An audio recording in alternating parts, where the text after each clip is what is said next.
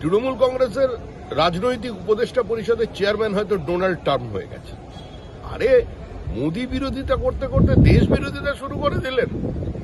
সারা পৃথিবীর মানুষ অবাক বিস্ময়ে তাকিয়ে দেখছেন যে কোভিড উত্তর কালে 80 কোটি মানুষকে বিনা পয়সায় রেশন দেবার পরেও, ভ্যাকসিনের ব্যবস্থা করার পরেও, 80টা দেশের কাছে ওষুধ পৌঁছানোর পরেও কোনো জনহিতকর প্রকল্পকে না বন্ধ করে একটা দেশ নিজের জিডিপিকে এই জায়গায় সর্বোচ্চ অবস্থানে কি করে ধরে রাখতে পারে, এটা পৃথিবীর কাছে একটা বিস্ময়।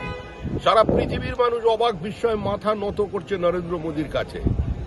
ও ডিপ্লোম্যাটিক ফেলিওরটা যেটা, ওটা আমরা বুঝে নেব, কিন্তু তৃণমূল যে পথে সমালোচনা করছে তার অর্থ হচ্ছে যে ভারতবর্ষ আত্মসমর্পণ করবে, নিজের সম্মান বিক্রি করে দেবে, আর কাদের স্বার্থ বিসর্জন দেবে?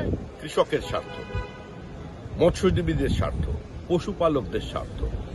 যেভাবে তারা আলু চাষিদের আত্মহত্যা করতে বাধ্য করছেন, যেভাবে পশ্চিমবঙ্গ থেকে স্টক এক্সচেঞ্জে উঠে যাচ্ছে, পশ্চিমবঙ্গের অর্থনীতিকে খাদের কিনারে দাঁড় করিয়েছেন, তারা এই সমস্ত বক্তব্য রাখছে। এর কোনো গ্রহণযোগ্যতা ভারতবর্ষ তো অনেক দূরের কথা, পশ্চিমবঙ্গের কোনো গ্রামেও কোনো মানুষের কাছে নেই।